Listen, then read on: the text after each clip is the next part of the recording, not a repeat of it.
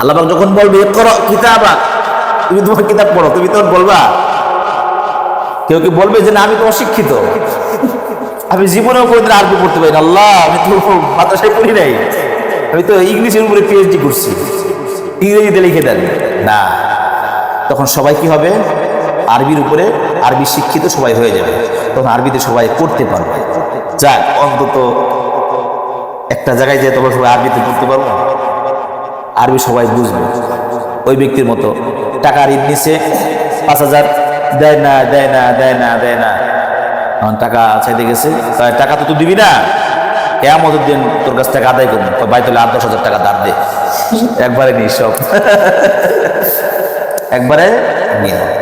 যেহেতু লেখাপড়া কিছু করি নেই, আরবি পড়তে পারি না, কোরআন শরীফ পড়তে পারি না, নামাজের মধ্যে যে সূরা কিরাতগুলো পড়া হয়, সুবহান রাব্বিল আযীম, আলা, হ্যাঁ, সামি আল্লাহু লিমান হামিদা, এগুলো যখন পড়া হয়, রব্বানা লাকাল হামদ হামদান কাসীরান তাইয়িবান মুবারাকান ফি, যেগুলো পড়তে জানি না আমরা, অর্থও জানি না, পড়তেও জানি না, তাহলে কি হবে?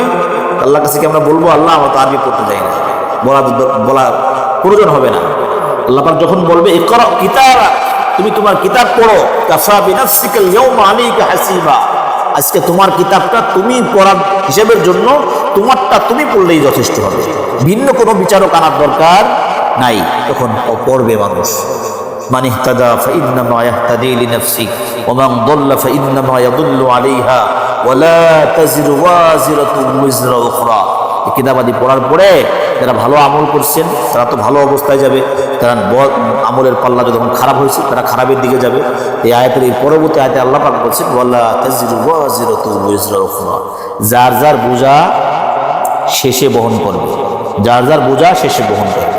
এটা সূরা বানী ইসরাঈলের সূরা কাহফের মধ্যে যে আল্লাহ পাক বলছেন উতিয়াল কিতাব, এদেরকে যখন কিতাব দেওয়া হবে, সামনে কিতাব রাখা হবে, ফাতারাল মুজরিমিন, রাসূল আপনি দেখবেন মুজরিমদেরকে মুশফিকিন, তারা হলো আতঙ্কগ্রস্ত অবস্থায় তাদেরকে দেখবেন। মিম্মা ফিহি ওয়া ইয়াকুলুনা ইয়া ওয়াইলাতানা মা লিহাদাল কিতাব, তখন তারা আফসোস করবে, আফসোস করে বলতে থাকবে হায় হায় এ কেমন কিতাব। কি বলবে? আরে এ কেমন কিতাব। কেন বলবে কথা?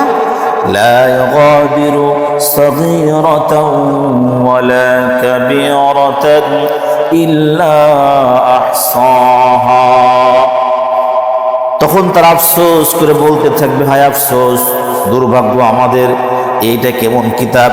লা ইউগাদিরু সাগীরা, কোনো ছোট আমল ছাড়া হয় নাই, ওয়ালা কাবীরা, কোনো বড় আমল, কোনো ছোট আমল, যারা পরিমাণ আমলও ছাড়া হয় নাই। বদ আমল করি আর নেক আমল করি, যা কিছু দুনিয়াতে করা হয়েছে, এমন একটা কিতাব আপনার আমার সামনে দেয়া হবে।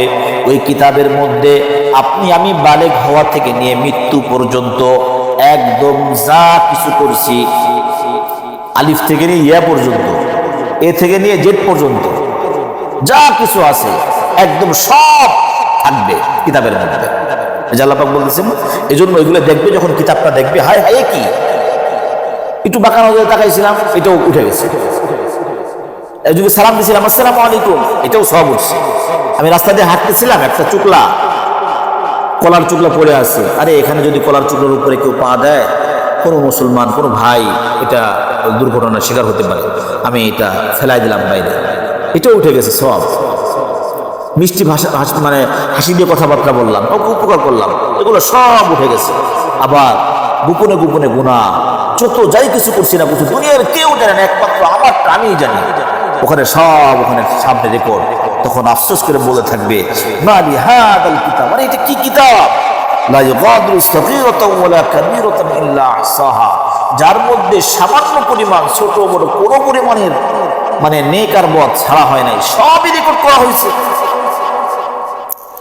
ওয়াজাদু মা আমিলু হাদিরা, এবং তাদের যা কিছু করছে, ওয়াজাদু মা আমিলু হাজিরা, তারা যে আমলগুলো করছে সব উপস্থিত তার সামনে, আপনার আমার সামনে উপস্থিত থাকবে। ওয়ালা ইয়াজলিমু রাব্বুকা আহাদা, আল্লাহ পাক বলতেছেন তোমাদের রব একটু পরিমাণও কি করবে না, জুলুম করবে না, তুমি যা পাইছো তোমাকে দেয়া হবে। এরকম না তুমি একটা নেক আমল করছো তোমাকে দেওয়া হয় না, একটা গুনার কাজ করছো তোমাকে দেওয়া হয়, সব কিছু ওখানে উপস্থিত করা হবে। আল্লাহ পাক আমাদেরকে এরকম ভাবে